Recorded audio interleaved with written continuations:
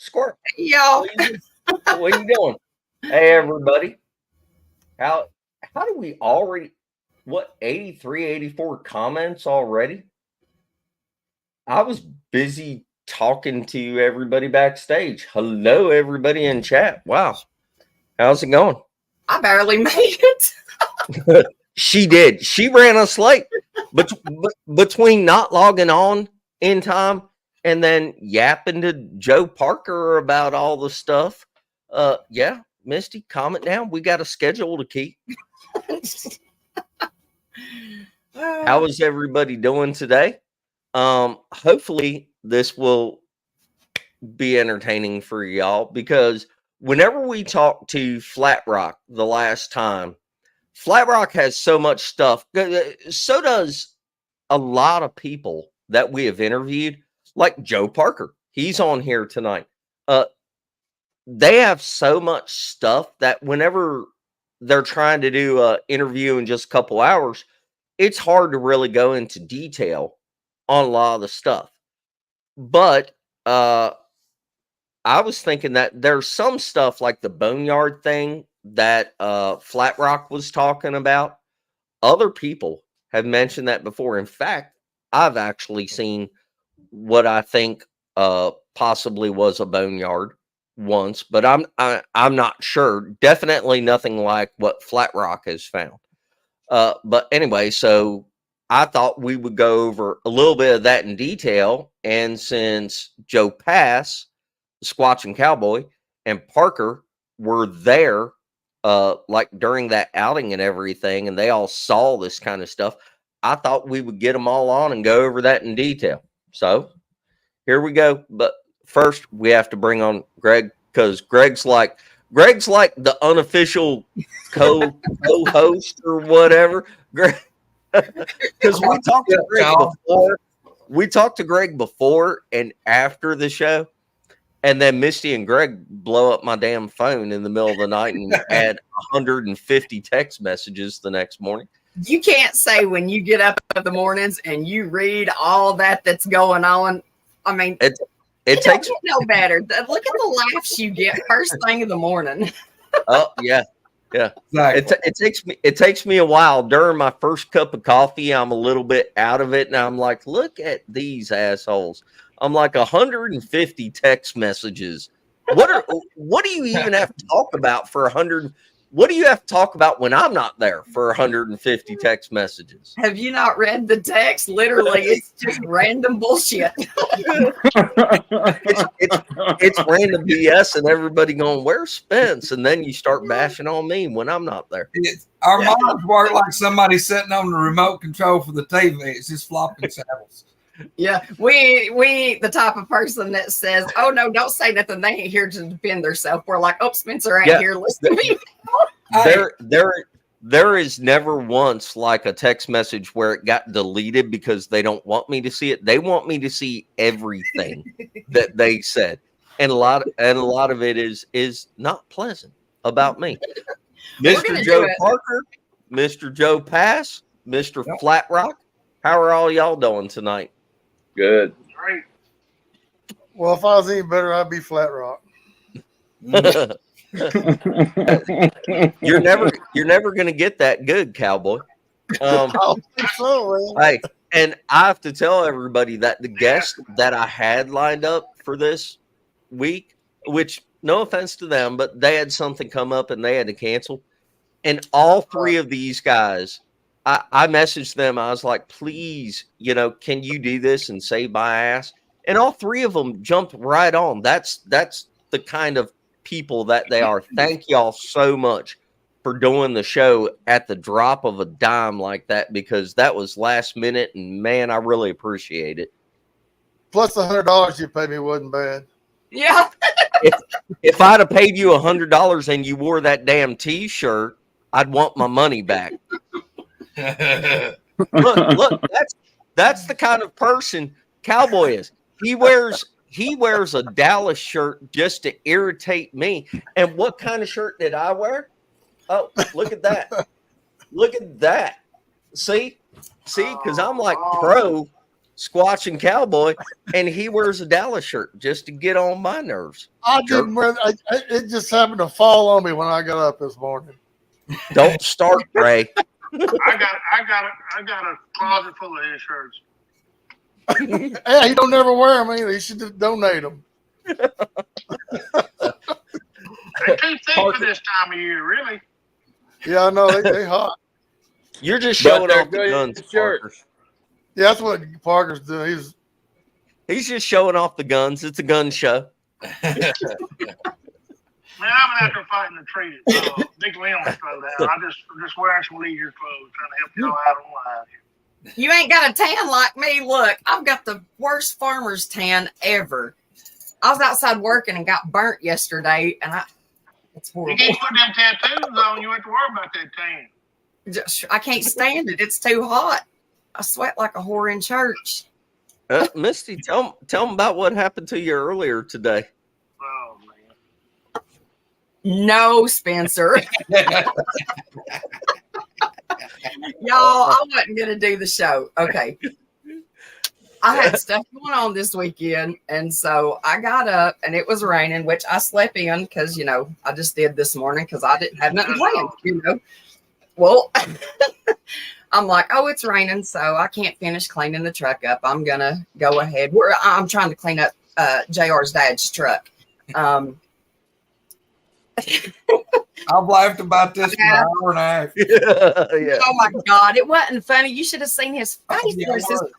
No. Hold on. Let me put it in context. You wouldn't. The story in it. The story in itself is not the funny part. The funny part is her and Greg with all the back and forth text about being a cougar and roaring at everybody and everything. So tell us. Thank you, sir. I came out and didn't know that my oldest daughter's boyfriend was here, and he was sitting on the couch, and nobody mentioned to me that anybody was here, and they just left the bedroom door open. So here I'm getting out, and luckily I still had my towel on. I come strolling through the house, and I was like, oh shit, sorry, Jonathan.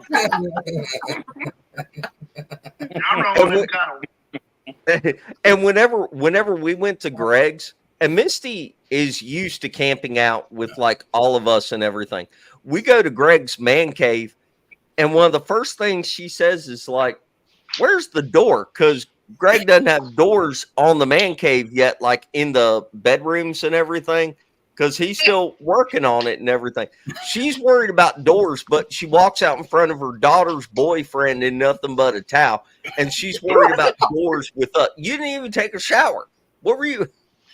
Hey, that's why you bring washcloths, dry shampoo, all that crap, because I didn't know. I'd never been to Greg's. I didn't know if we was going to have a place to bathe or whatever. But hey, tell me I stunk once while I was there. Hey, we have running water in Alabama. Yeah, yeah. Believe it or not. Women don't get like men. We may get nasty and sweaty, but we don't get, most of us anyways, don't get that grossness. I don't. Oh my God. Look, hey, I now guilty. I was there. I don't know what to tell you. Are you starting the man bashing? Well, why would I do that? I'm sitting here with 5 of yous. So okay. Now here we go. So really the main thing I wanted to get on with this show is, like I said, a lot of these people, they have stuff that if you heard just the one story and you heard it in full detail, that's enough right there for like one show. I mean, if Flatrock didn't know anything other than finding the Boneyard thing, I'm telling you, it's weird enough because I've heard him talk about it and everything, all the details of it. So, Flatrock, if you would, could you start from the beginning? Like, you invited people over and who all came and everything that happened, because Joe Parker has talked about it. Cowboy has talked about it. So let's kind of go into detail on that outing where they all came over. Well, we planned it for, I guess, 3 or 4 months. they called me, and asked me if they could come over, and camp out. And of course, I agreed because I want as many as possible to come over, and they come over. Sadly, it rained 2 of the 3 days that they were here, but when it wasn't raining, we'd go off in the woods, just looking around. You can come get on camera. On the 3rd day, we went over to the creek, and we was just looking around, and we walked up on this deer carcass. It was close to the road, so we put it off as maybe just a hunter, throw the deer out there. Then we run up on another one. It was right there. It looked like it was, the back of it was up against a tree, and it kind of looked like it was wrapped, slammed toward the tree.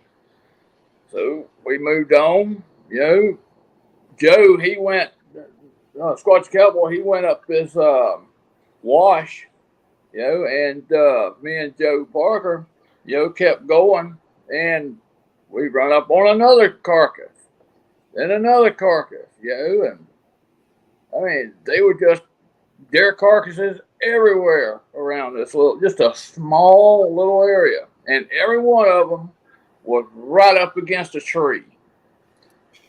All looked the same. Some of them you could tell had broken back legs. I think 1 or 2 had snap necks. And we seen them. Well, we found like 6 of them, and we just didn't go no further. We just turned around, walked back out toward the road, and Joe they went on the other side of the bridge. I stayed out there on the road on private property. Exactly. And it just I think they found a couple of skulls down there, but I'll let them tell the rest of the story because that's what they did. Well, Joe led me down there. We went up on some private property. There's trail cams and everything all around, so we're probably on Alabama's most wanted list. True. That's true. He was that hunter. I mean, that guy who owns that hunter's camp out there. He wasn't of mine. I hope not, because we sure were caught. We was damn sure caught. There was no doubt. He got a nice little pond down there. He's got a pretty place. There ain't no doubt. Yeah. So how many deer carcasses did you find altogether? 6. Like 6 or 7, wasn't it? I know Joe had so many that Flatrock went back and got another one or 2.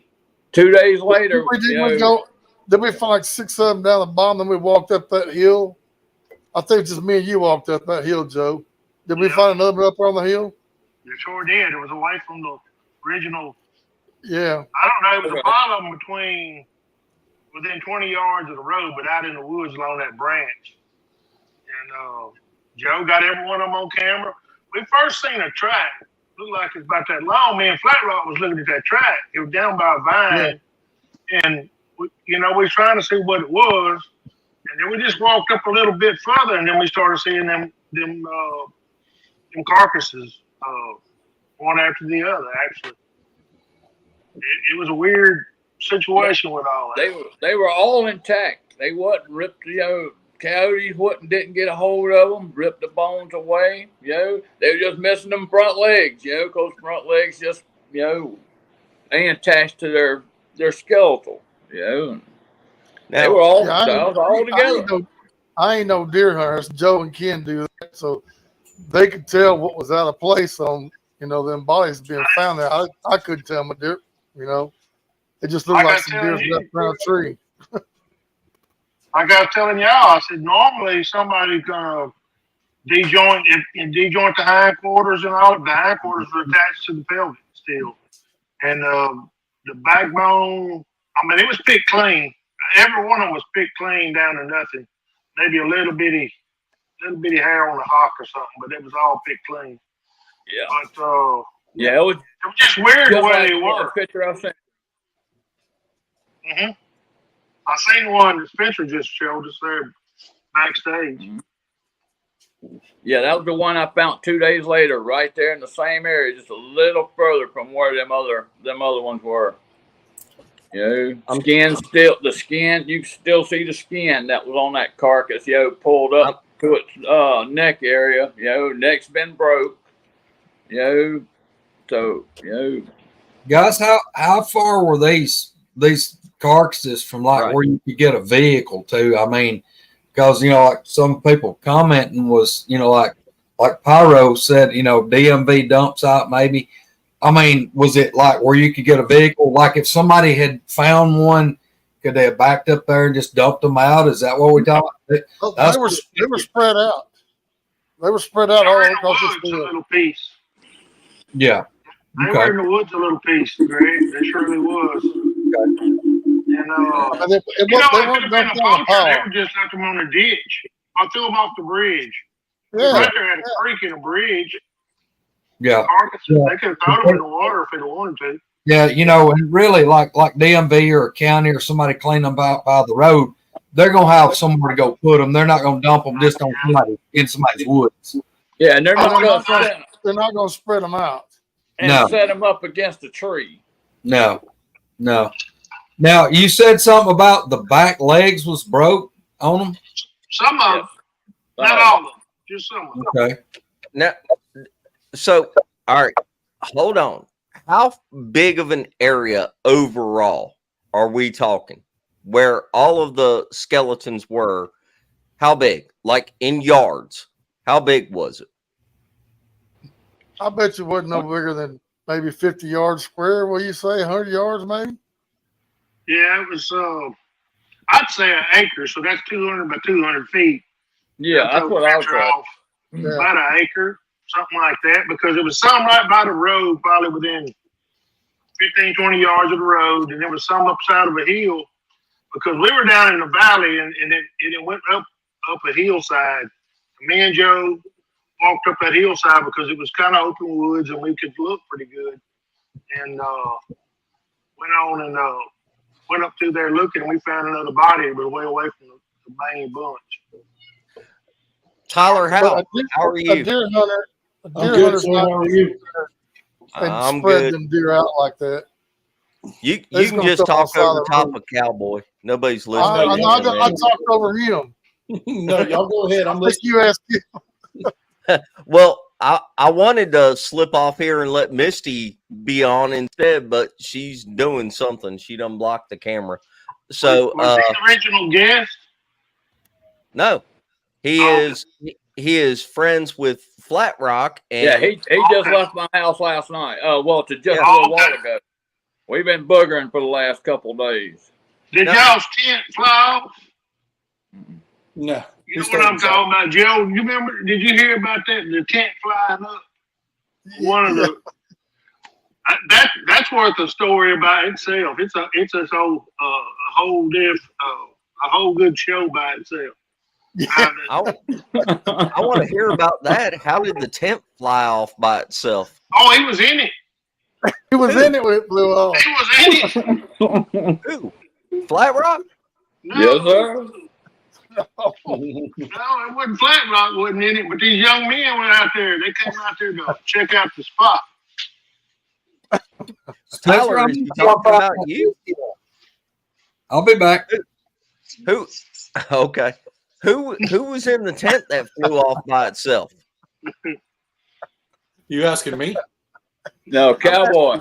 Okay. I'm asking anybody. Who He's was from in Florida, is all I know. Go ahead, Cowboy. He's from Florida somewhere down there. Joe Parker brought it up. You gotta answer it. I don't know. I was just hearing that that came in after we did, didn't it, Cowboy? Just a couple weeks or a month after we was over there. They were over there. And yeah, wasn't it I think some mushrooms were involved. I don't know. Oh. That's what we talking about, Flat Rock. Look, You tell the story, Flat Rock. You talking about you were there. about Connor and the other fella. Connor and that other fellow. Oh, okay, Matt. No, what had happened? Is that the weekend I was there? Yeah. Mm-hmm. Okay. What had happened is Matt. I think Tyler, you left that day because you had to go back to work. Yeah. But Matt come back over to the house and he was telling me, his tent was being moved. He said, his head would come up and then his legs would come up. Head would come up, then his legs would come up. And What? he said it's like something had a hold of his tent and actually moved his tent. And that's the most I know about it, but it was like, he was being moved like this right here. I heard the tent went up off the ground. Yeah, he said the tent come up off he come off the ground, not the tent, but he did. What, yo? Well, Yeah. What are y'all doing on these Bigfoot outings? What are y'all doing? Well, I was in the house. Wait a minute. I was Me and in Joe the house. They were over at work. and our spouses was there, separate from these guys. We wasn't doing whatever they were doing. Because if my tent would have flew over there, I would just jumped on it in the yard and flew on up the Flatrock and I drove all the way over there. I just grabbed me a damn flying carpet and went on over there. The only tent I know that flowed off was Cowboys during that rainstorm. No, that was the canopy thing, wasn't it? Yeah. Yeah. That was the Thunder Rock where you got messed up, wasn't it, Cowboy? Yeah, well, I got flooded. Oh, Yeah. my buddy old farts then put me in beside his trailer, beside his travel trailer, put his generator right beside my tent. Sure did. Anyway, it was you down where my tent was. It was down a hill, and the night before we started leaving, it started raining. I mean, it rained like a son of a gun, boy. And then Kenny woke up and said, he said, "There's about 4 inches of water in the tent." I turned the light on like this, and sure enough, my air mattress was floating. But I can say when Tyler, Connor, and Matt was here, they caught some really good evidence. They really did. They caught some really good vocals that night. And Connor, he told me that when he was asleep and he woke up, he said he could hear something actually moving around outside. And then I listen outside every night. I got my iPad right there, cameras out at the window and microphones out the window, so I can hear basically everything that goes on outside. And when they was down there back in the woods camping, I told them something was headed their way. Yeah, you texted me. Go ahead. You texted me and said something's coming your way. Exactly.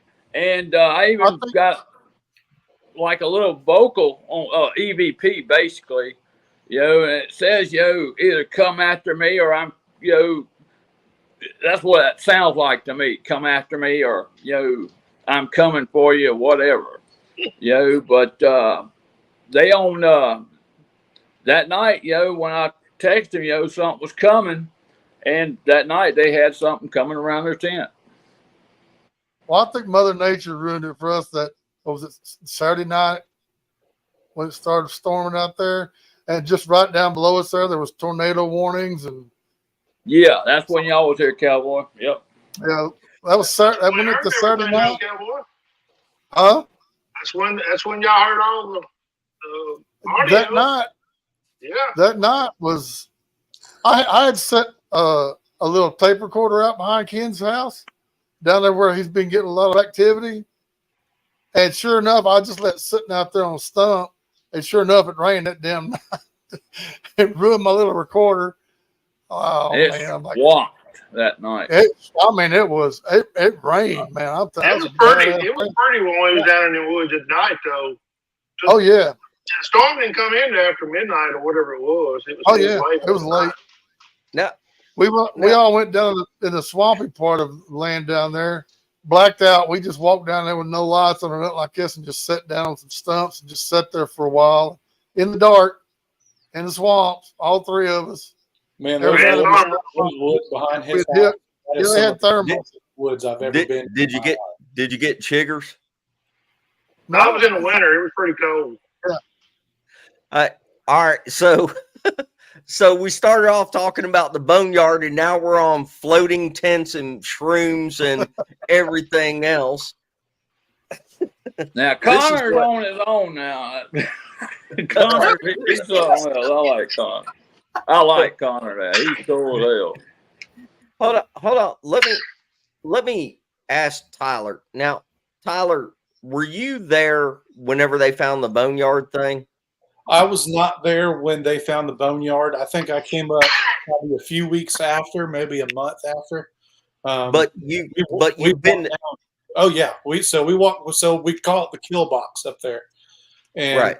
so there was a few. We found remains of a few down there, kind of like around the base of the tree, right there down by the creek. You remember Flatrock? Yes, sir. And then we found that skull hanging in, like suspended in the air on that little bitty branch. That was pretty. Y'all found some more down there where we was? Yes, sir. About a I month went later, yes, sir. Found a skull, found some, laid out bones.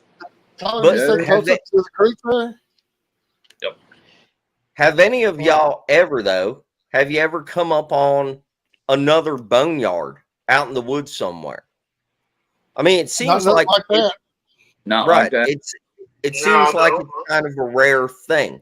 I mean, so if you see legs missing off of it and back legs broken and everything, I mean, for those of us in the Bigfoot world, we look for like the broken neck and the broken back legs and everything.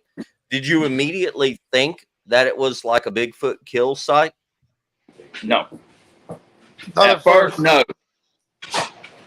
At first, when we started the first one, we just thought Yeah, it until we was started finding other ones, it was just unusual because, even I know that a hunter's not going to come out there and put one deer here, one deer there, one Right. there.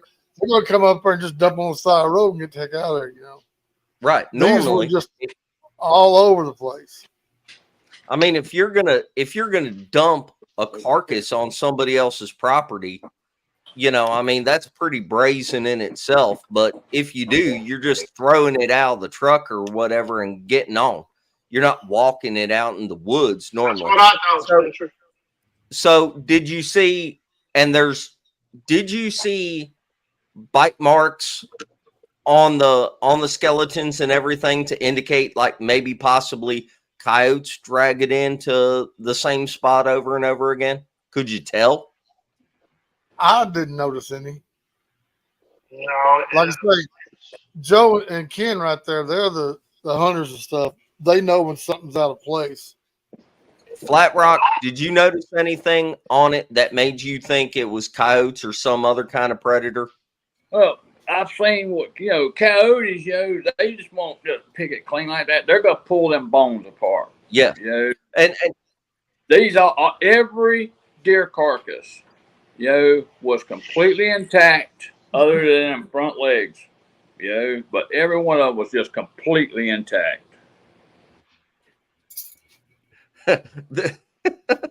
Hold on, was it Christy? I didn't see what Ray said, but this could be a drinking game trying to pick who's going to talk next, something like that. We're going to have to come up with I expect that coming from Christy. whoever's got the potato or the rock or whatever gets to talk. So anyway, so on this spot, is there anything about the spot that you noticed, the area, the land, that would make it, I don't know, ideal for sitting there and tearing apart? What the only thing I really noticed, because I'm not a tree structure guy, but there is a lot of divots where you could just lay in them holes, and it's good ambush spots. I mean, really good ambush spots. But every deer carcass was close to these divots, where something could actually lay in there, and if you're about say 20 yards away, they can lay down in them divots you'd never see them. Never see them. Did anybody notice any significant tree manipulation while you were out there? Did you notice anything that was like glyphs or any type of possible tree structure right there in that area? There is structures in that area, but I'm not like I said, I'm not a tree structure person. Because it could be man or them doing it. So I really don't look at structures. But there was a tree not too far from there that had a nest at the top. Well, something pulled that tree down where the nest is. Nest is no higher than my waist, or something could just pulled it down to get the eggs out of it. That's really interesting. When we first moved out here, me and Mom walked down this road, there was no trees in that road. Yeah, okay. When after I saw that thing, there was trees ripped all the way down, in the road. We do see, when you're going down paths, trees weren't there. Next thing you know, trees are over in the path. But that wasn't when Cowboy and them were here. No, was it afterwards? But, what was it afterwards? It's before. It happens more than once. It's there before, and then we move it out of the way, and then there it is again. Like right around the corner right here, we'd go down that road all the time back in the lease.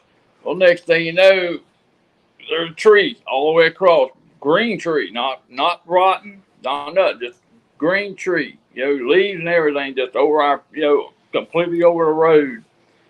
We push it out of the way with the tractor. A few weeks later, here's another green tree right over the road again. It's like something don't want us to keep going back there.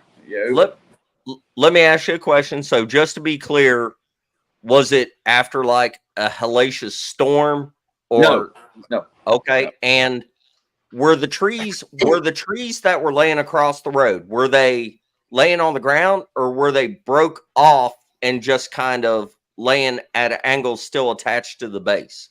No, there you got the stump. It's literally broke, but it's not a high break.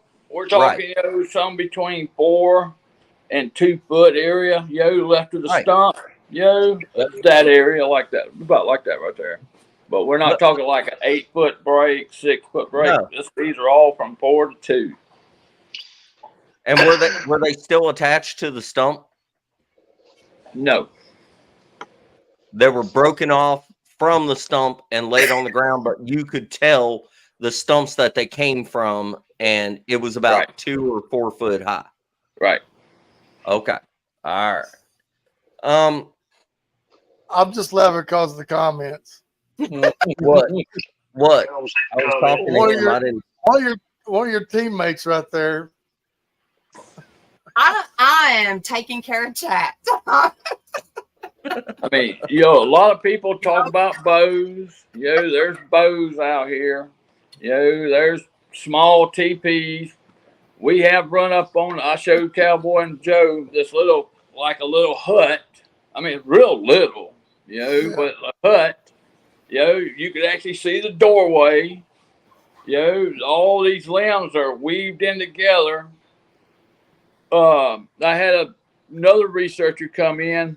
I think he was actually the first one to come in after we found it.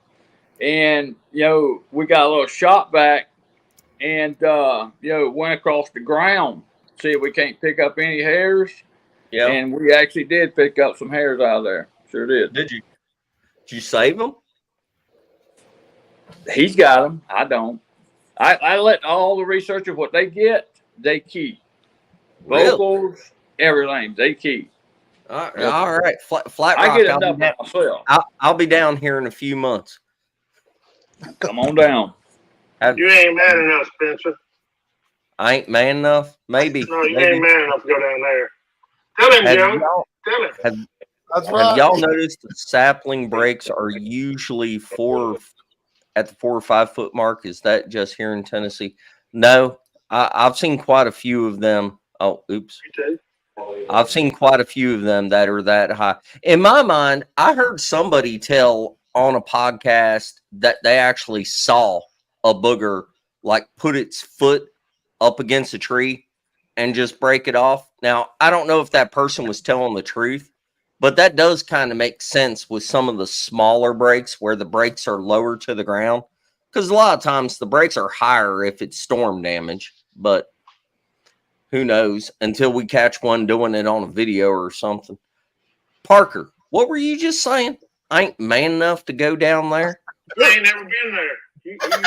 You ain't never been there. Tell him, Joe. You better get Ken to meet you down the corner to get you down there because you'll get lost back in there. Tell you what, Tyler has a good story about when we went out there in the woods and stood up there by the tree stand. Yeah, he's actually seen one on thermal out while we were out there. Man. So tell us about it. So I've been going up to Flatrocks now for about 2.5 years. 2.5 years, yes, sir. Yeah, I've usually pretty much from fall till spring. I'm up there every other weekend or try to get there every weekend. But it was like it was probably the second time I was up there. Maybe it was cold. It was probably December, January, something like that. Was it before the camp out or after the camp out, Tyler? I don't remember. You talking when Connor and Matt showed up? Yeah. Oh, it was well before that. Okay. Yeah, it was well before that. Yeah. But yeah, we're standing down at the two. So he's got a 2-man ladder stand, and we're standing down there in the dark. I mean, you can put your hand in front of your face and you can't even see. It's dark. But I had a brand new thermal, and I didn't know how to take pictures with it or record video. I wish I knew how. But anyways, we're standing down there, and I see a light glowing out in front of me. Looks like a little LED light just glowing. I'm like, man, is that a porch light? Is that someone's house through there? And he's like, no, man, there's nothing there for, pretty good ways. And then during the daytime, it's like, oh, man, you drive through that road. Yeah, it's like, yeah, it's not anyone's house. Well, we're standing there, and I see what looks like a 5-gallon bucket almost just kind of peek out and then bring its head right back. And as soon as I seen that, I started shaking. I had tears running down my face, man. I bet. I've deer hunted my whole life, turkey hunted, camped, and I'm okay with being in the woods, especially after dark, But up there at that man's house, it's something else. But yeah, we had one in front of us, and then we had another one over my left shoulder in between us and the house. We could see his eye shine too, man. It was That's when it got scary to me when we was coming back. And you could see that eye shine. I mean, we had to go past him. We had to go past this thing. There's no way to do it. You had to go past where this creature was that's looking right at us. And, we slowly made our way toward him. But, he went on back in the woods. But there was my shine. That eye shine was just looking right at us. It was no more than, I would say, 30 yards from the house right here, just right up the road right here. Yeah. What color was it? What color was the eye shine? Amber. Amberish color. Amberish color, yeah. Was that back down that road, like going back down to the creek? Yes, sir. Yes. Like where that tall grass was, where you said your dog was hiding that time? Yes, sir. In there? Before the tall grass, off to before the tall grass, so yeah. Oh, before that? Yeah. Mm-hmm. Well, it's pretty dark down there. It's dark down there at night, that's for sure. It's dark, man. It is dark. What were you saying, we Parker? had spotlights and stuff. We had spotlights and stuff. At the end of the spotlight, man, it was just, you couldn't see you for it. It's dark down there. Mm-hmm. That's where Flatrock got one of his photos he had at night, right out there in front of that stand. Yes, we walked down there before it was kind of dusty dark when we come out of there that night. Then we went around the valley and on around a little further and stayed down there an hour or so. Y'all, can y'all find something to talk about amongst yourselves for 2 or 3 minutes? Because the only way I can show the couple pictures that I got from Flatrock is if I do it from my phone. So I got to hop off here to do it from my phone. Can y'all, hey, I thought I had it saved up on here, but it's, hold on, Hey, I'll look one more and time. you should also look at the video. We're running with Oh, a wait. J-Leg outfit right here, Joe. Wait, hold on, I Just can a do it. J-Leg outfit. I can do it. Hush, Parker. I don't I can understand do it. There we go. Now, I can't pause this, y'all. I'm sorry. That's the carcass. The next picture is getting ready to come up again. Hold on. We'll start it over. I had to load it up a different way for StreamYard. StreamYard's a pain in the butt. In this first picture, if you look to the right-hand side, Flatrock has what looks like a silhouette of a booger standing behind the trees. It's kind of hard to see. Look where the red, I think it's a red arrow, ain't it, Flatrock? Up there, and it's beside its head, but it's in the upper right-hand side. Can y'all see that there he is, silhouette? right. That's the carcass. Here, I'm sorry, I'll have to play it again. I can't pause it whenever I upload it this way. You're catching hell, Spencer. I bet. I can't look at the comments while I'm doing that neither.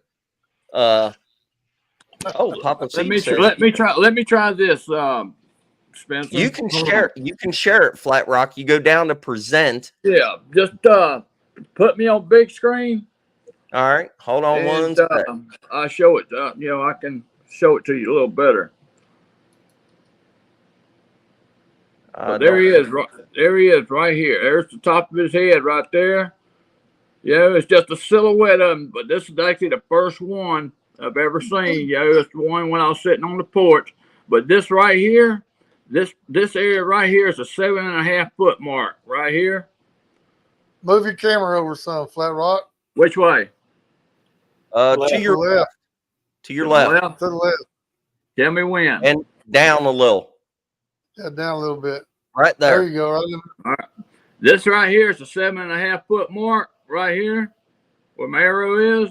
He's up here. He's well up to 10 foot tall. And this is the one I've seen right here. You see his wide shoulders right here going across. Here's part of his body going down through the into the brush, but there's where his elbow area is over here. But he's massive, but it's just a silhouette of him. He's just back there in that little nesting area that's in my backyard. I will post the pictures on the Woodwalkers Facebook page, and that way everybody can actually look at the picture and zoom in. He sent me the picture, and I promise you, if you look at it, it does look like the silhouette of a booger standing there behind the tree. I mean, it's hard to tell doing it this way where you can't really zoom in and look at it on your own, but it's a fairly decent picture, and we'll put it on the Woodwalkers Facebook page if y'all want to take a look at it. What did Parker do? There you go. I don't know. There he is. Has he shown you the baby camera footage? The what now? Have you shown them the baby camera footage? Yeah. Yes. Okay. Yeah. We did that on the last show, Tyler. Yeah. Okay. I tell you what, Ken has probably the best audio recordings that I've ever heard, man. When I first heard him at Squatch out down there, he was playing them back off in a distance, and I heard him, I'm like, what the hell is that? I turned around and Ken's over and got his laptop going, playing all his audio that he's recovered. And I'm like, damn, that's some awesome stuff, man. See, he got some good stuff. That's another thing. Like, he has sent me, Flatrock has sent me a lot of the audio clips, and I put them on the spectrograph, but it's a whole process to put on the spectrograph and record it, and then upload it in an MP4 format where everybody can see it. And the last show that we did with him, I didn't have time to go through all of the evidence that he has. He has a bunch of stuff. Eventually, I'll get it put into a video where everybody can see it on the spectrograph. But I'm hesitant to show any of that kind of stuff without doing it in a spectrograph format. so that you can actually see the vocalizations, because everybody that watches this show should know that, like, in the Bigfoot world, you're going to get picked apart if you don't have all your I's dotted and T's crossed and everything. So we need to show it. We need to show it that way. And, you know, it just takes some work and everything. And like I said, they saved my butt by coming on and doing the show this time. So I really did not have time to throw anything together. And I apologize. It's my fault. The Boneyard thing, though, Flatrock, how far away is it from your house? A couple 100 yards. Couple 100 yards. And now on the trees and everything, whenever you found all the remains down there, y'all, did anybody look, you know, whatever 7-8 feet up in the trees for like hair or anything? I did. No, I didn't. No. Did you see tracks in that area? Wasn't it one of y'all said you were looking at a track? Joe and Ken found a track down there. Right. We was looking at something that we thought would be, thought was a track. And that's when we started. It was kind of like a trail side of the little branch. And we just started down that little trail. And just a little piece, the carcasses started showing up. How big was the track, Parker? I don't know. Maybe 15, 16 inches, something like that. Maybe. But it looked like it had stepped on a branch, too. Mm-hmm. So it could have been even longer than that because it looked like it stepped on a branch. So it probably could have been 16, 17 inches long. So it was an impression in the ground. Was it fairly deep? Was that the only one you found? That was the only one we seen that I know of. It was in leaves along the creek. It didn't show. It was an impression, but it didn't show really the toes and stuff. Really, nothing stood out, really good. But you can see the impression in the ground. Right. All right. And you can see all that stuff. I got it all on video on my video, Bigfoot Capital of Alabama. If y'all want to go back and watch the video, I videotaped the whole boneyard, that footprint, and all the other stuff that happened when we was down there at Ken's place. When we went out into that little swampy area and sit in the dark, I had the camera running. You couldn't see anything, but you could hear our voices talking. Yeah. And the rain, like Cowboy said, it ruined his recorder, and there was a really nice howl the night before they left, the morning before they left. I mean, that thing cut loose, man. He cut loose. There's no way a person could have. I mean, you hear opera singers carry a note for just forever. I didn't even think it was going to ever stop. It just kept going. There's no coyotes around. Nope, we didn't hear nothing. Just all of a sudden in the middle of the night, probably about 3:30, 4 o'clock in the morning. I don't know. We was all asleep. Right. It woke April up out of her sleep. She goes, "You hear that?" And then Pat goes, "I hear it." And I think Joe was still asleep. And Pat woke Joe up. And all this time, this thing's howling out there down there by that creek, and it was just loud and long. It probably lasted 5-10 minutes. It seemed like. I didn't think it was ever going to stop. Of course, I didn't have nothing to record it with. I think Pat actually talked about that when her and Parker were on here the last time. Right. Miss Pat was on top of it. I was trying to sleep. Cowboy was snoring real loud, and he's like Mark Newbill for snoring. And Mark Newbill don't snore that loud no more. Mark Newbill don't hardly snore. He done lost all that weight. All that weight, yeah. So it seems like y'all put him camping way off. What's up with Alabama? What's up with Alabama?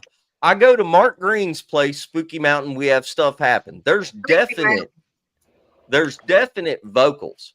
I mean, they're far away and they're hard to hear on the recording. You can hear them, you can see them, but they're far away. But we had all kinds of weird stuff happen up there. Everything from lights in the woods to shadows moving and everything. We go to Greg's house and Misty records knocks and vocals right there. We got the creepy feels in a couple spot. We go to Kumbo's house an hour away. Kumbo literally walks out and says hello. Kumbo goes, you reckon we ought to say hello to them and let them know we're here? And before anybody can get recorders out or anything, walks over to the woods and goes, whoop, and something hollers right back, whoop. And we were all like, holy hell. It seems like Alabama is just loaded with boogers, like everywhere you go. That just happened to me. That just happened to me and Tyler just two nights ago. You know, I yell out my door, and Tyler's got it on his camera. I yelled out the door. Next thing you know, you got one calling right back at us. Hey, Tyler, Spencer, I got cut out, man. You got to go, Joe? Yeah, I got to go. I got to take my daughter to work. All right, brother. Hey, thank you Joe. for doing the show. All right, Joe. Nice seeing you. Hey, Parker, we'll talk again. Ken, maybe I'll make it back down to Alabama with you, Spencer. I hope you do, Cowboy. I had fun last time. Thank you, Cowboy. See you later, Tyler. Nice meeting you. I think I've met you before, Tyler. What's that? Y'all have a good one. Thank you. Bye, Joe. All right. All right, let's talk about him now. He's gone.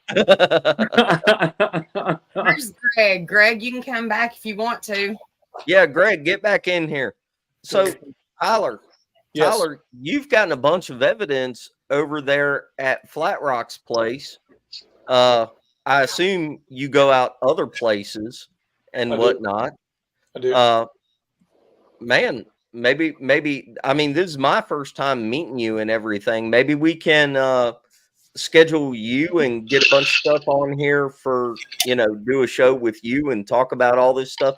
Because in my opinion, like all of these people, like Cowboy was just on here, but and Blue Eyed Northern has talked about being at Flatrock's place.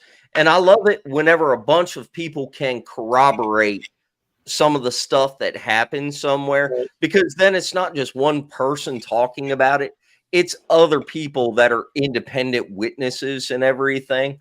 Correct. But Tyler, you and I will get together after this and maybe try to line up and see some of the stuff that you've got and you've captured and everything. Yeah, for sure. Just to give you an idea, Spencer, where Flatrock put his trailer was in the middle of like a yo-palm thicket, what I call it. I don't know what you want to call it, but he dozered this spot off, and it was a berm around it when we were up there last year of tree tops and stuff, and that's where he put his trailer right in the thicket. And I guess that was one of their nesting grounds or whatever they do. Yeah, he's right in the middle of it. Well, it kind of sounds like Greg. If you talk to House about the stuff that he had happen, he got access to hunt in a spot and went in there with a dozer, didn't you, Greg? And kind of cleared a lot of the land and everything. It just sounds like a lot of the stuff is people moving into areas where these things are already at, and they don't want to give up, their spot where they're at, and humans move in there, and then you have all this interaction and everything. And I would also point out that's a really different experience than like people like myself that go to, the middle of the woods in like a national forest somewhere trying to look for them.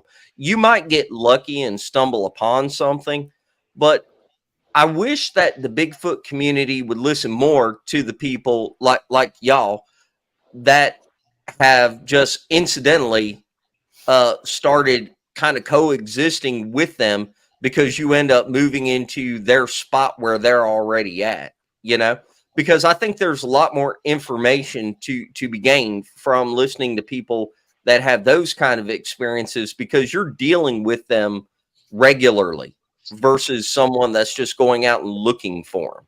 You know what I mean? Right. It's like when I want to be able to interact with, try to interact with them and actually listen to them or have them come close. I go up to Flatrock's house because it's almost like clockwork, when the season starts rolling in. But I spent a lot of time in national forests too. He's been out there on Blackwater with me a little bit, and we've had some vocals. We've been out there. We've had some pretty good times. So I don't know. it's you just gotta be right, right place at the right time, and Yeah. just with people's stories, just take them for what it's worth. You know what I mean? There are 3 or 4 places that I could take people, at the drop of a dime, where I'm like, if you want to do a call and have a vocal come back, LBL, parts of Daniel Boone, parts of North Carolina, even around here in Southern Virginia, there's a couple spots I know where you're probably going to get interaction if you go there at the right time of year. But that's a whole different thing than going to where they are and where they stay. The structure, the tree structure might be different. I mean, I think it would pay dividends for a lot of us that, I don't want to say research Bigfoot, but for a lot of us that actually get in the woods looking for these things, I think it would pay dividends to spend more time at places like this where these things have made it their home versus, you get a report of a sighting that's an hour and a half away and you drive over there. Well, for all we know, they were moving through there because they got pushed out of the area, or they were traveling even further looking for food or something like that. There's no definitive thing that says they're going to leave the same type of structure. Maybe they do different types of calls whenever they're on their home turf or in an area that they inhabit versus an area that they move through. Maybe they don't leave as many tracks in an area that they just move through, but they're really familiar with a certain area and they kind of stay there all the time. And maybe there's one spot that you find, kind of like the Boneyard, where they frequent and they kind of let their guard down. You know what I mean? The chances for gathering more evidence seem like it's higher in these places where people have inadvertently moved in there with them. Yep. I'm thinking about what you're talking about, Spencer. Y'all's terrain is like from Hollins Camp all the way up to Talladega, and I guess it's the same way up around you, Greg. The terrain is similar, and the vocals and all. If you're not getting them like they are down in Alabama, I can have no question. Well, I mean, I can't answer why they're not, but we don't get that vocals either. Not like that. And Greg and Misty have been to Alabama and the part of Daniel Boone that we frequent a lot. And wouldn't y'all say that the terrain is very similar in Daniel Boone as it is right there at like Greg's and Mark Green's house? Yeah, I'm like here where I'm at. I mean, we don't have quite as tall of mountains as Daniel Boone, but the woods look a whole lot like it.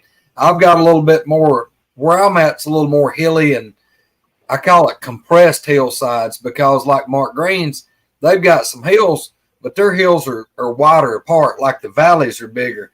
Here you saw Spencer. Here, everything's just either straight up, straight down, straight up, straight down. But the woods look a whole lot alike. A lot of the same stuff here. But we like I said, guys. I mean, like I told y'all when y'all went to come down here, I just hope something would jump off. And then every night y'all was here, there was something going on. There was something. Misty, who's Team Spence? Is it a new person I can add, or what is that noise? You're missing the whole conversation. No, this is like you've done missed half of it. Okay. I told Flatrock, I said, if you see this, I hope you don't think I'm making fun of you, because I love you, but I have to pick at you because you're Team Spencer. So I have to, It's Southern thing. Now we got our bywords, just like Misty. I love when Misty yuns. Yuns. That's a word. No, I mean the thing about like where Flatrock's at, and guys, it's something that yuns. Misty, y'all is a conjunction of two words. You all. What is yuns? Yuns, multiple. Flatrock's considerably flatter than it is when you get to Mark Green's. Yeah, yeah, and that I got a general idea of where Flatrock's at down there, but y'all, this is back on to me like the stuff at Flatrock's, the stuff at Mark Green's, the stuff at Coonbow's. We've got so much stuff in common. What goes on here in all these guys' places, it shows to me. It shows a lot about the temperament of the boogers in Alabama compared to these other places. I mean that these boogers here, they ain't just all the friendly forest people want to come up and hug you and pat you on the back. They're just not. Maybe they just discovered a long time ago, and they've been badgered more than some of them. You know, and not just that, Greg. We all invite others to come onto our properties for others to hear, listen, see. Because we know they're here, so let other people come in and experience it. Yeah, Flatrock. My concern is with mine. Not only do I not want to offend them and run them off, it's kind of like I'm in the baby step deal of like when Spencer and Noble and Misty came. It's like, y'all look. I don't provoke them. I don't scream at them. I don't try to get a response. It's like, I can't guarantee anything, but odds are y'all just come here and hang out. Exactly. We'll just have a good time. We're going to have something go on. Exactly. And I don't, because I went many, many years with these things. They weren't too hospitable. And then when it kind of diffused it over here in the woods that night or that evening, they got better. And it's just, I'm kind of on their terms. I'll let them interact with me as they want to. I don't try to provoke. I mean, they'll Misty and them. I don't go trying to find them. They just come around me. I think they feel comfortable. They know that I'm not trying to provoke them, and I get the interaction they choose to let me have. Agreed.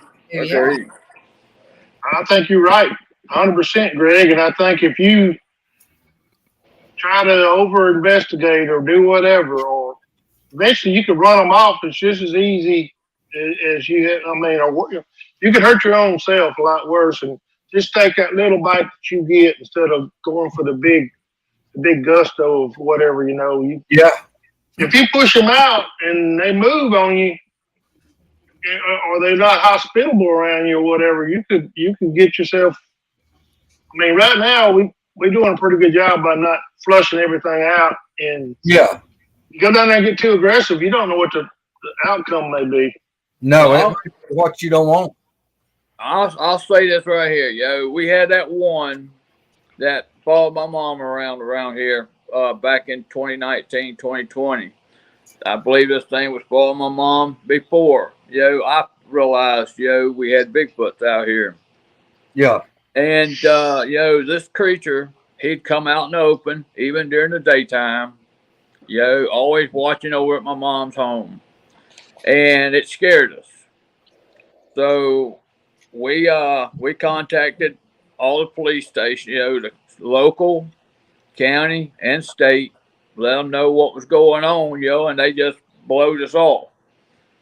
So finally, there was a game warden up the road here at the bridge, and I got in touch with him and told him what was going on. He wanted to come over here and look. So I brought him onto the property, took him right there to the nest. Thank you, Rudy. And he started telling me, about, he knows these creatures are real and all this stuff. He even told me, and this is right out what his words, and I quote him, "They are federally protected." That's his exact words to me, because we were wanting to kill this creature that was following my mom around.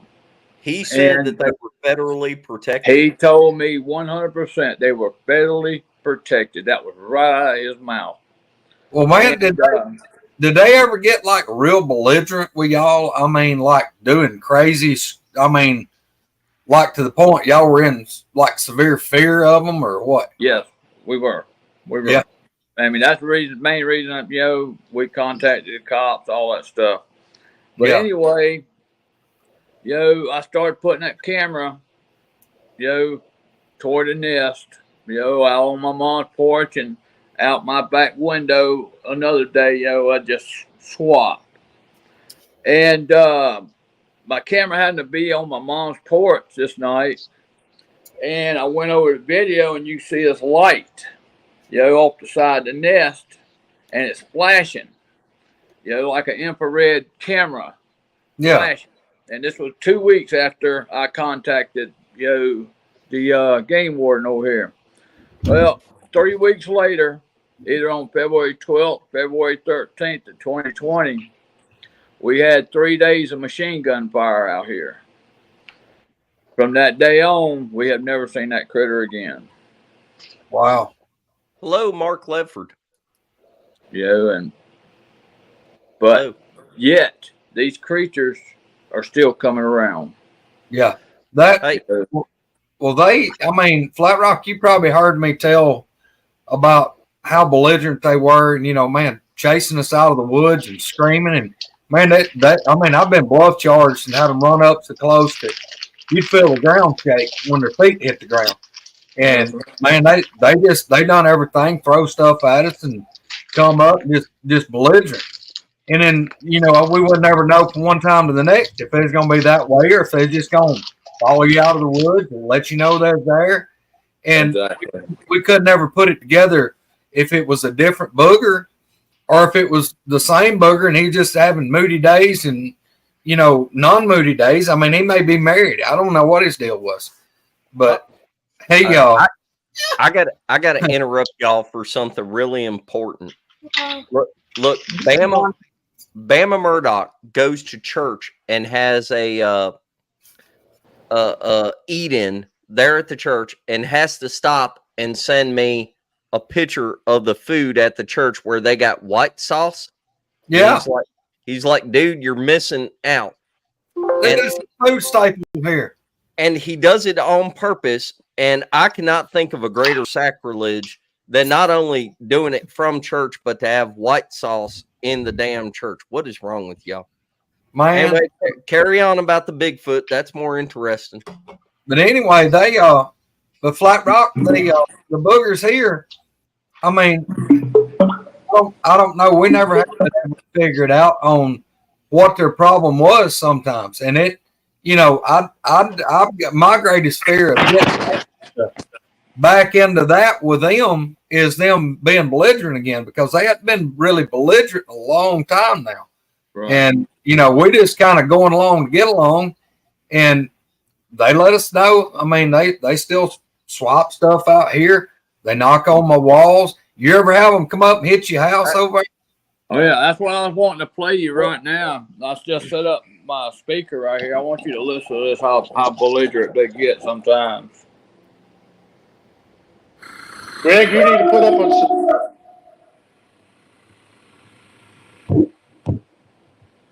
Play that.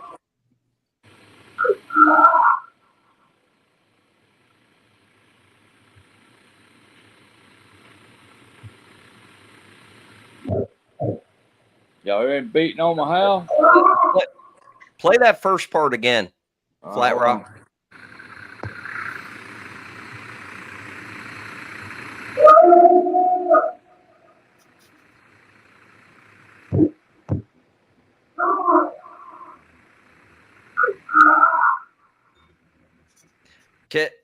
Ken, you got to send me that audio. I will. Do you? Let me ask you a question, Flatrock. Do you feel like Greg? I've talked to Greg about this a bunch, and Mark Green too. Do you feel like they've gotten to know you? They know who you are, and it's almost like they've accepted that you're there. You're not leaving, and because you don't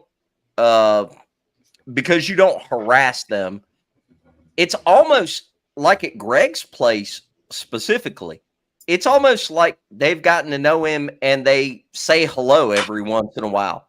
Like they'll come up close and like slap on the house and everything, but it really doesn't seem like they are threatening him. It seems like they're coming through the area and they're like, yeah, we know that guy. Boom. Hello. We're here. Do you ever feel like that? I do now. Yes, absolutely. At first, the first couple of years, I did not.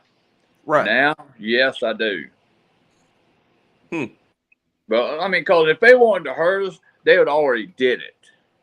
Yeah. I mean, because we just been that close to them, and they're just that close to our home. I can just yell out my door and get a response now. This happened last night, or not last night, but the night before. Yeah, it happens. It really does. Ken, do you ever just whistle at them, just a short, like? I can't whistle, but they do whistle at me. They do whistle at us. Yeah. Yeah, you need to practice on your whistling. You need to, if nothing else, go buy you. No joke. Go get you something where you can blow it. It'll just be a solid single whistle. And if they whistle back at them and see what they do. Because usually, I'm just out on the front porch, just talking, putting out Native American tones, toward them. Yeah. I ain't got a response back yet from them, but I'm going to change that as well. But I get that whistle thing down. You need to do what Hey Michael does and get those native drums and just sit out there and boom, boom, boom, play native tones. He actually gets responses from that. So, Ken, do you ever hear them like really talking back and forth? Yeah, you do. I got them recorded doing it. I got them recorded doing it. That's some of the creepiest stuff to me that I've ever heard.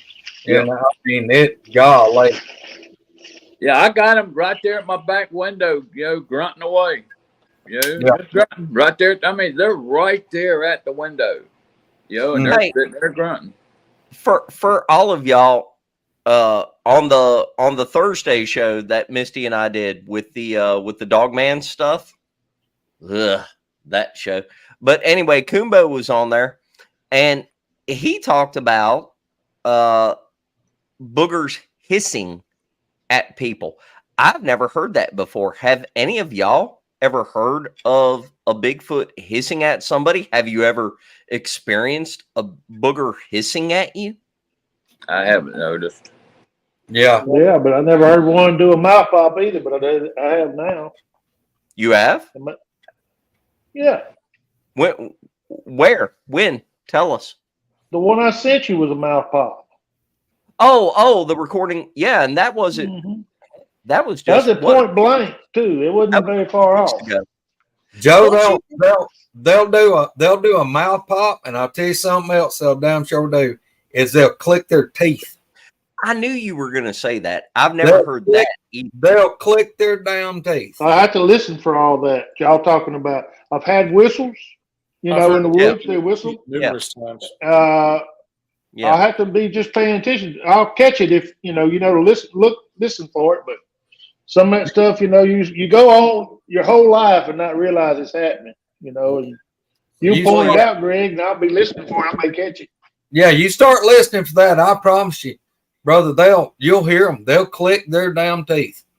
Hey, Parker, how far away was the one that did the mouth pop? I heard the recording. I didn't know exactly what you were talking about. How far away was it? It was close. It was close, probably about 50 yards, maybe, somewhere in that neighborhood. Now, in your neck of the woods, like up here where I am, if I do a call, like a regular 3-syllable call, sometimes I'll get a knock. Sometimes I might get a short howl back. If I do a whoop, a lot of times I'll get a knock, then I'll hear a whistle, then I'll hear like another knock or 2 knocks or something like that. Do all of y'all, do you hear different things? Like it's not always the same thing. A lot of people talk about like they'll do a knock and then they'll hear 2 knocks over here and 3 knocks over there. That never happens that way in my area. Like where I'm at, whatever you do, sometimes you might get an owl call. Sometimes you might get a mini whoop. It's not really a whoop, but it's like a whoop. I I hear all kinds of different stuff as replies. And when I look at it on the spectrograph, a lot of the vocals look like it's in the booger range, and the knocks, they just look like knocks or whatnot. But if you go to LBL and you do a call, you'll get a call back. If it's the right time of year and you do the call right, you'll get a call back. But around here, I don't get that. Do y'all hear like the mixed things where it sounds like they're communicating in different ways? I don't hear anything like that very much. Usually what I No, hear I think the numbers are different in LBL. Grunts every once in a while, and like you said, the popping of And the drags teeth, too. of course, But no, I've never heard like language or anything like that. No, I think I've your never. numbers got something to do with it. Yeah, that personal- could be. That could be. I I don't mean, hear that in either, LBL Spencer. do what? I said I don't hear much either down here.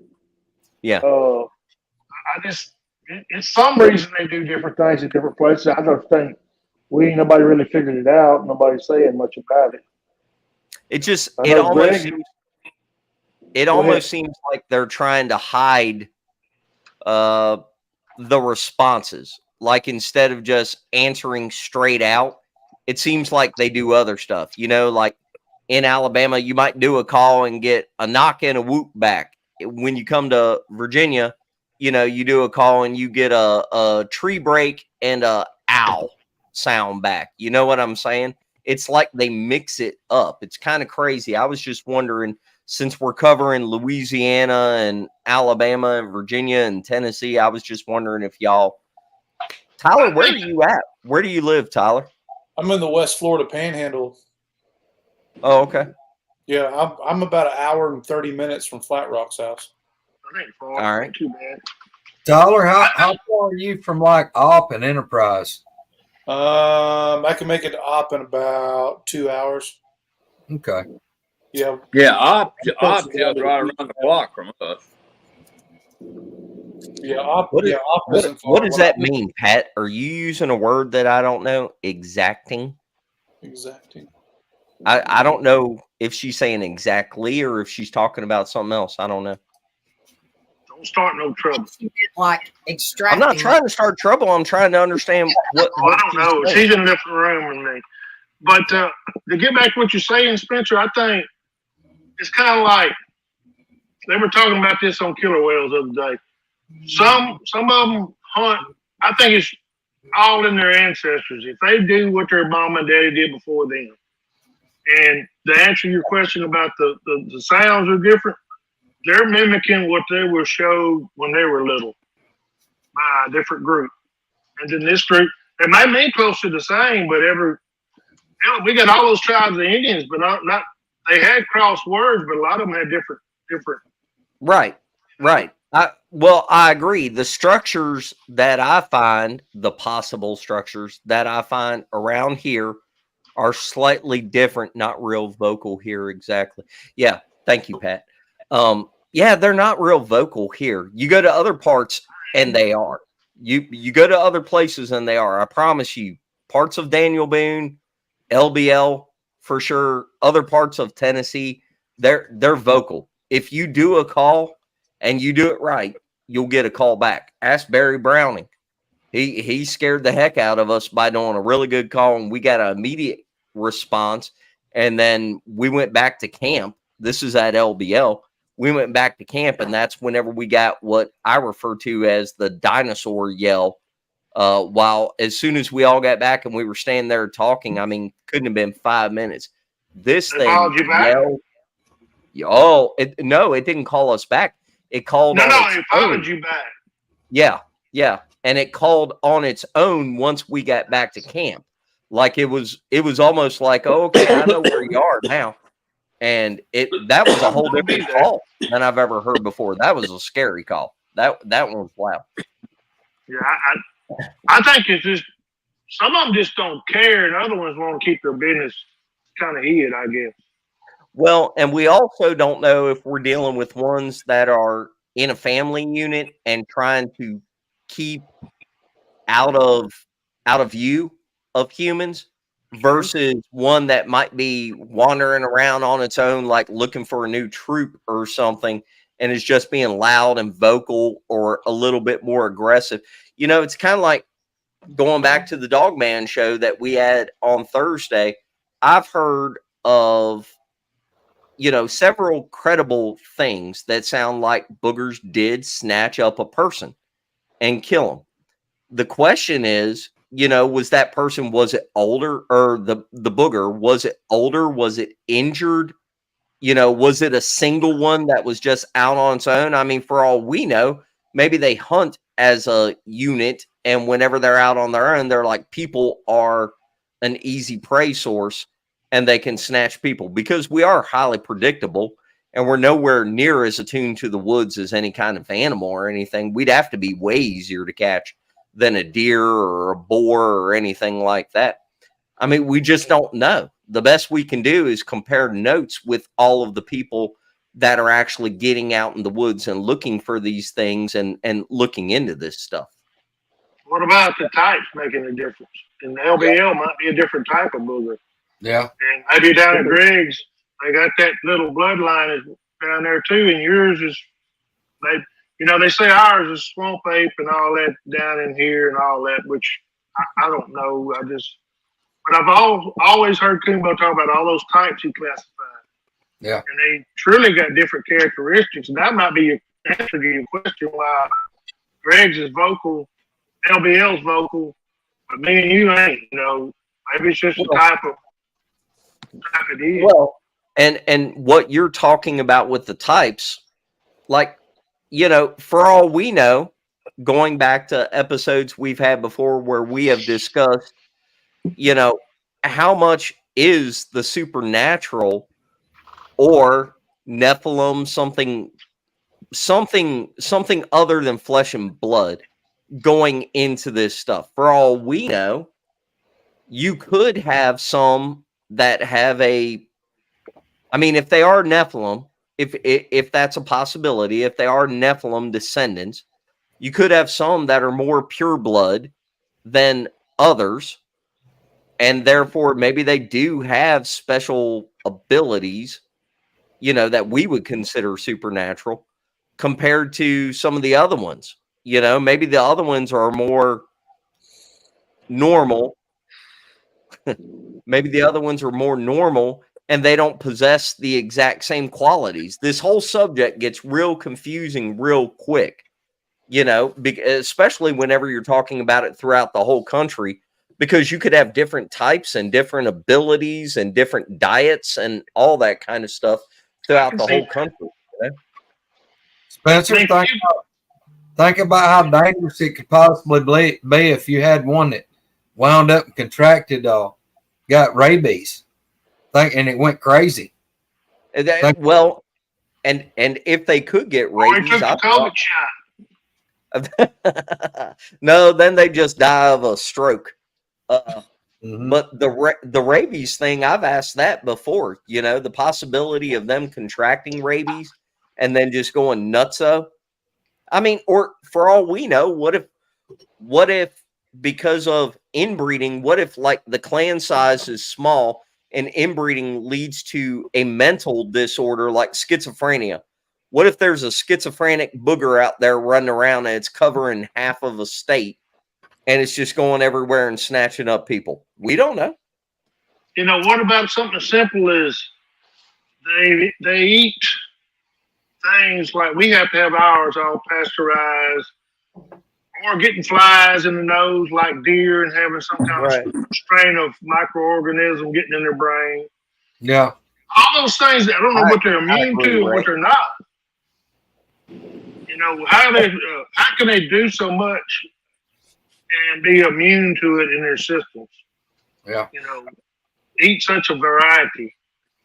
Well, it kind of goes back to, I think, you know, we got away as a human, we got away from, like, you know, your appendix. Your appendix is what's supposed to keep you, you know, where you could drink dirty water or eat stuff that had bacteria on it. I mean, they may be just like my little Jack Russell Terrier at the house.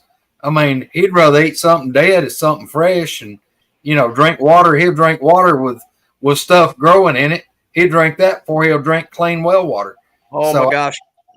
My Jack Russell ran off the other night doing Mark Green's show, and we got a new puppy, and he's a Jack Russell, and he ran off in the woods probably after deer, and it took me forever walking through the woods calling him to get him to come back, and whenever he did, sure as shit, he had rolled in something dead. It was horrible. Then I had to bring him in and wash him. Oh my gosh. Is that the only bath you get when the deer lick you there, Spencer? Do what? Is that the only bath you get when the deer lick you? The deer, everybody keeps telling me that, like, if I post a single video about the deer, all of the people that I guess watch the video and don't watch the show and don't like see me regularly, they're like, oh my gosh, you got baby deer and they need sodium. We've got salt blocks and mineral blocks scattered all throughout the yard to help the deer, but they still come up. I read something a few weeks ago where they were talking about people raising deer, and they said that the deer, whenever they're in the wild, they really need to snuggle like with their mom. Their mom licks them a lot and gives them like love and attention and everything. But these guys, right after they're done eating, they want to come up and they like to get right in here, right behind your ear, and they just rub their nose and lick you, and they You got a gland back there, Spencer. I do. After that gland. Misty, Spencer's putting peanut butter back there trying to make these deer do that shit. No, hey, they're whispering in his ear that they don't like him. He likes it, he just don't want to You tell wash them. your ears sometime, they probably wouldn't do that. I'm just saying. The deer are the only ones that like me. Flatrock. I'm gonna come down to. I'm gonna come down to your place soon, man. I want to see if it's. I want to see if it's the same as everywhere else in Alabama. More than welcome. Well, it sounds like it is. Well, Greg, Well, they ain't got a big Bigfoot sitting downtown for nothing. On the corner, they got one of them concrete statues sitting downtown. Wow. Well, that's how it is in Helen, Georgia, too. They got Bigfoot statues all over the place. In fact, I got friends that don't believe me whenever I talk about boogers and everything. And they were taking a vacation here just a month ago, and they rented a cabin in Helen, Georgia. And I said, we have gone boogering, right near there, not too far away, about 45, 50 minutes away from there. And I said, there's a reason that they got all those Bigfoot statues and everything down there. And they were like, no. It's just to attract people and everything.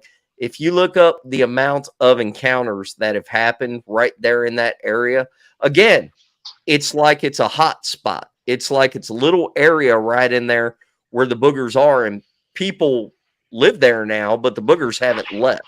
They stay there. Yeah, I'd be going over to Scott.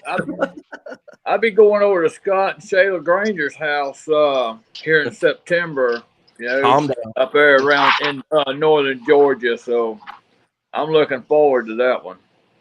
Yeah, yes, boogers in their yard as well. Yes. Well, have you been over to the museum yet? Over there at their house? Yes. Man, ain't that cool? Yes, it is. It really is. We drove by the dang thing and we didn't go see it. Over at Thunder Rock.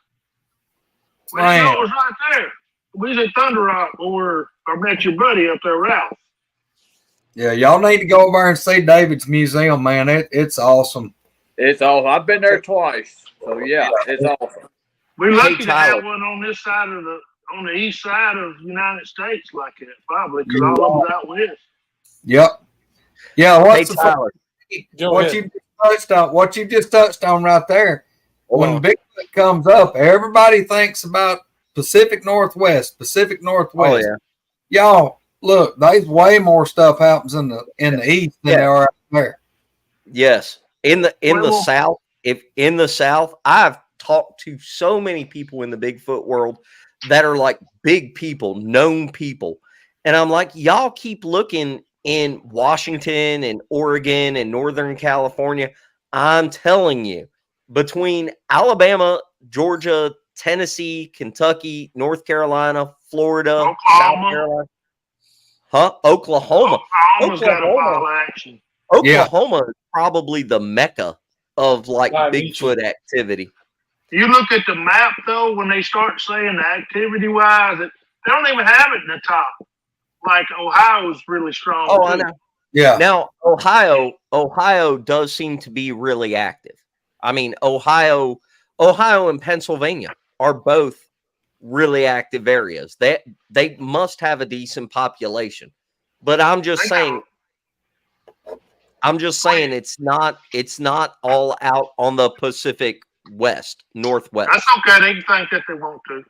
Yeah. Hey, Tyler, down there in your neck of the woods in Florida, not talking about Flatrock's area because you go there a lot, but right there where you are, what's like how many good areas do you have right there? Like, do you have areas where you're like, you know that they're there and you keep going back and looking and, you know, you have some evidence from those areas? How's it going in that part of Florida? Yeah, I've got 3 honey holes. They're all out there. 3 of them are on Blackwater River State Forest. Flatrock's been out there with me a few times. Yeah, I'm always finding sign when I'm out there. I can't really find the toe prints, but I really can. I find the impressions a lot. Right. Get a lot of vocals, especially at night when we go. He'll come down. We'll sit on the river. We'll just sit there in the dark and just listen. We'll have audio recorders going. We'll have thermals going, and yeah, we get a lot of wood knocks down there. I don't really hear much wood knocks up his neck of the woods, but I hear more wood knocks here than anywhere else I've ever been. Have you ever gotten stuff thrown at you right there in that area? I've had a pine cone once. Other than that, no, I haven't had anything thrown at me. Yeah, we had them people with that log thrown at him over his car. Oh yeah, well we were sitting down at Bryant Bridge Road. Yeah, there was a dude and his girlfriend. They were sitting down at the boat ramp. It's a local spot to go to, sit and drink cold beer at night. You know, down on the river. And they were sitting there and they had a log thrown at their truck, and heard like a lot of commotion going on across the river, you know, in the tree line. And someone posted this anonymously on a local community group page and said, "Hey, y'all should be careful. We had something weird happen down there. Thought people should know." So yeah, I went there and checked it out, and yeah, I've gotten quite a few vocalizations down there. Yeah, personally, I get on all of the coon hunter Facebook pages right around my area, and always ask them if they've had, you know, anything strange happen or whatnot. And normally they just make fun of me, but every once in a while I get a hit. Yep. Yeah, that's how it goes, man. Well, guys, we are a little bit over an hour and a half into this or whatnot. We talked about the Boneyard and everything. Again, I wish Cowboy was on here so I could thank him again for saving my butt. What is she typing now? No, Look, you. I'm talking to chat. You just mind your business. Look, I'm trying She says I'm trying to talk. Show, or we just hang up, cut up. Yeah, sorry, Papa. Anyway, yes, Misty is hell bent on us. Just she wants me and Greg to just do like a live thing where we just come on and talk a bunch of bullshit. Just like that's almost what you do now. I mean, that's why everybody turns in. I look way worse. Comment down. When are we starting the paranormal channel? And paranormal pilot over there. Spencer's going to be paranormal pilot. He's going to be the head dick over there. We're not starting a paranormal channel. Squirrel's World. Squirrel's World. And everybody will watch that. I know. Squirrel's World, for working on carburetors to cooking to bear hunts, tearing up farm equipment. Yep. Lawn and garden equipment, biting the dust. Speaking of which, what about this truck clean out? I got to see that on film too. Truck clean out. It's been a month, Squirrel. Have you destroyed the new tractor yet? No, but I have got like 67 hours, I think, on this thing. She didn't have 10 hours on it. She nearly had it stuck and turned over. Yeah. 3 when I got it, and I done about flipped it over in the creek. I told her it wasn't cold over. And the tractor people have done come out and looked at it because she done tore out like all the pins and the connecting rods and everything. Yeah. Well, when I get something to work with, it better keep up with me is all I got to say. Look at that. Hey, Misty, and y'all seriously, Misty, she's been hounding us about doing a comedy hour, and I told her, I sent her a message this morning. I said, look, when we have a meet and greet and we have the big bonfire and everybody's sitting around, at least the first night, we'll have to control and seem semi-normal. But the second night, it's game on. You know, we're just going to turn it loose. It's going to be like a Hank Jr. show. It's going to be like, the first part of the concert is like, for those of y'all that came for the country part, that was it. For the second part, for everybody that came for the comedy hour, this is it. The first part might want to go ahead and leave because it's about to get crude. Yeah. It definitely wouldn't be a children's show. No. I'll tell y'all, life, you're either laughing or crying, and I ain't much on crying.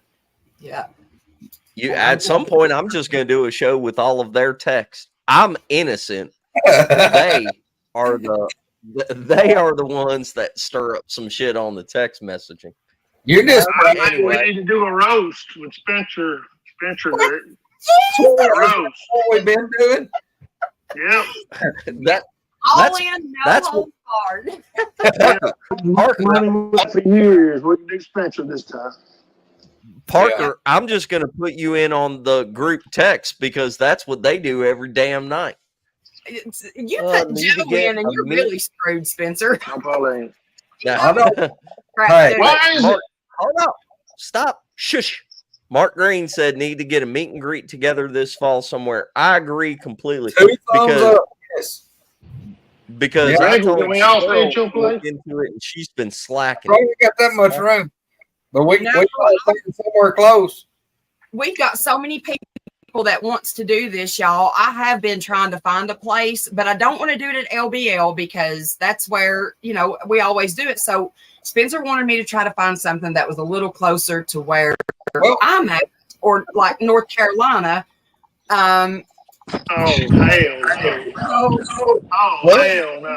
It's hard to find a big spot without having to rent. What's wrong with North Carolina? What? It's damn near in Greenland, ain't it? Somewhere over there.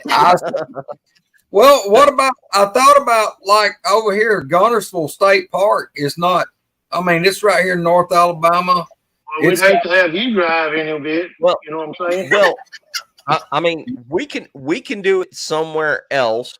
The part of Tennessee right there that's close to North Carolina is kind of Misty's home territory. And I grew up in North Carolina, so I go there all the time looking for boogers and everything. And I know a lot of that Cherokee and Pisgah and Nantahala area, but we could possibly do it somewhere else. You just have to understand. We'll just do a booger cruise ship, and we'll just burn it down. There we go. Yeah, that's what we need. Going up down Mississippi River. We'll just do one in Mississippi River. Just burn it down.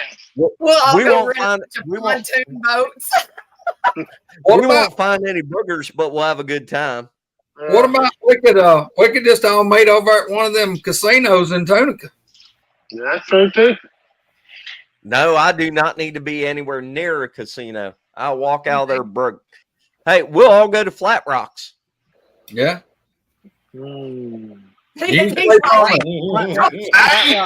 saying you want somebody to go with you? I told you you wasn't ready for that. I told you wouldn't. Now you want everybody to go with him. Scared.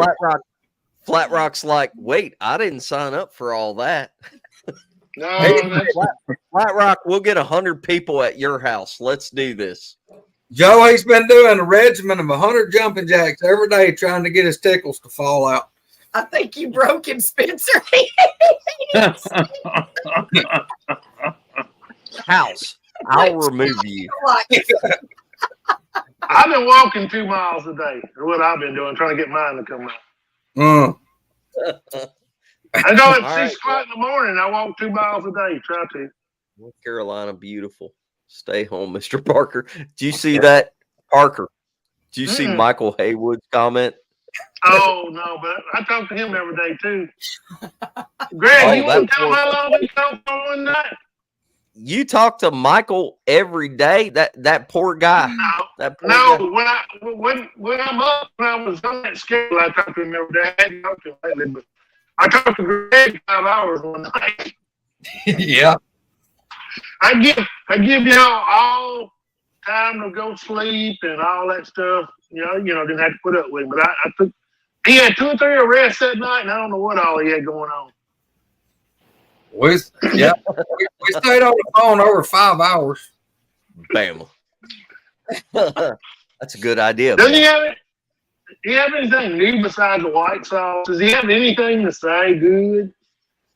He ain't had anything to say good. No. That's just Bama, though. Is it true that Larry Porsche likes to be on here with you more than he does with Mark? Is there any truth to that? Do what? Larry Porsche likes to be on your show more than he does like with Mark. Don't start that shit, Parker. Don't start. Well, he said he was backing away from it. Every time I look up, you're on. He's on there too. I'm just saying. No, that is every not time true. I look up. That is not true. I asked him to be on the Dogman show because he and I have had a lot of discussions about that around the campfire, and he kind of views it the same way I do. Well, that's me putting words in his mouth, but Larry and I are on the same page with the Dogman thing, and that's why you were picking him the other night about the little people. I look on the channel. I was looking for a 10mm Glock. This guy lives in Alaska, bear hunts. He has cryptid evidently in his sticker is a Bigfoot. He said out of everything in each village, I talk about something cryptid. It's the little people in Alaska that they have in common. Not the Bigfoot necessarily first, but the little people's first. I would have thought he would have said something about the otter man, whatever they call that dude up there. But he said the little people. And I know you and Larry was laughing about that. I don't know exactly what that's all about, but that was interesting. Lord knows. Uwari is okay. I've that, bud. I've been there a bunch. It's okay. BF's going to Snow Grove Lake pretty quick. Snow Grove. Yeah, up there in Canada. I'm kind of jealous about that. I would like to go there myself. In fact, Debbie Jones posted on Facebook today about 2,000 a pop. You can go. Yeah. Well, she was saying that she would like to go there. I would like to go there. That looks like a good area to me, at least based off Monster Quest. Spencer, right quick before I forget it, I don't think it's been brought up. If it was, I missed it. But everybody, please remember Scott Carpenter's family and friends. I was going to say that. Absolutely. And thank you, Flatrock. You mentioned it. Yeah, and matter of fact, today I saw was William Lunsford's birthday. Yep. Will's birthday was today. Yep. David Filoli's show, he had a contribute to Scott today too on his show. The Can-Am Project or whatever he goes under nowadays. Yeah. Well, I mean, it just seems like in the past year, a lot of people. Peter Byrne passed away this past week as well. Yeah, Peter was old when he's 100 years old. Yeah, he's on up there. He was in his 90s, I'm pretty sure, which still, at least. I mean, but he contributed a lot to the Bigfoot world. I mean, he was one of the 4 horsemen. Life, I guess you'd say. And Scott Carpenter, whether you agreed with him 100% or not, everybody in the Bigfoot world knew who that was. Just like everybody knows who Flatrock is. Flatrock, whenever you kick it off this planet, we will all know and miss you. Yeah. Are you trying to send him away, or what you doing? Actually, me and Tyler talked about that earlier, and I done told him, once I'm out of here, he can go over all this right here, which is nothing but full of footage, recordings, everything. It's all his. Wow. Tyler gets the jackpot. Flatrock may be like me. I don't want to live forever. I just want to be like 120 and killed by a jealous husband. That's it. That's it. If that's the kind of life you live, you're gonna be killed way for you. Hey, all of y'all, hold on backstage if you would for a minute. We're gonna get off here. Everybody, thank you very much for joining us tonight. Thanks for everybody in the chat and everything. A lot of funny comments tonight. A lot of funny people in the chat. Everybody's had a good time today, Spencer. They sure have. Leanne, you're never getting my rock. All right. Jealous. Anyway. No, God. You know, look, that rock's because Coombo gave it to him, not because the booger throwed it. It's just because Coombo gave it to him. That's my belief. A booger would have probably hit me in the head and killed me with it, but Coombo gave it to me. Joe, when he comes back, he's going to have to bring it back and bring his paint mark. I'm going to bring it. I'm going to bring it. That had pet rocks was sell at the dollar store. He'd have been in hog heaven with that shit. And it's going to be like that scene in The Lion King. I'm going to hold it up, and everybody's going to go, "Oh." I wish to God somebody had got that on video of him handing me that rock and walking straight past Spencer, because that was the. it was like two to death, and one of them. I bet he like it. Just he was. He walked all over his lip. It's like when I'm giving my dogs giving my dogs treats, and I give the one to the first one, and the other ones are looking at me like, what about me? What about me? Kubo walked right by. Oh my gosh, I couldn't even. I was like, His hands were reaching out. He couldn't help it. I couldn't stop it. I couldn't stop it. I was like, what are you doing? Anyway. All right. Look. Yeah, my precious. Shut up. Oh my gosh, the my precious memes between them two. She has never mentioned the rock hardly, but every day he's got the rock. Ooh.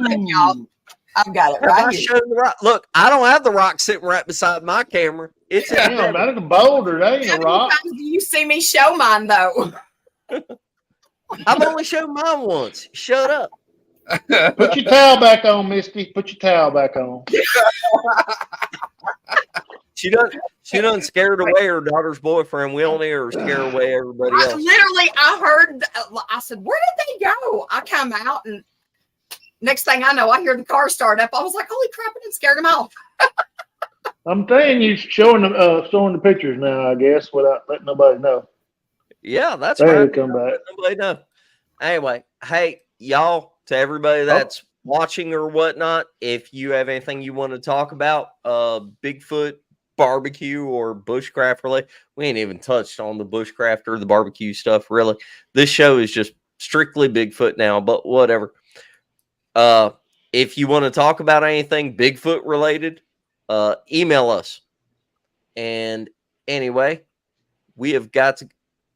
What? Oh, wait, hold on, Barry, Bears. What is he talking about? Barry Browning. What does bears mean? Bears. Says the word bear. Say it funny. I don't know. Bear. That's Barry though. Bears and Yuns. I don't even know what bears or Barry is what bears Barry is talking about. All right. Anyway, you guys. Thank you everybody in chat. Yes. Love y'all guys. Ain't no doubt. Big love everybody. See you next week, everybody. Peace, bro. Bye, everybody. Thank you. Take care of yourself.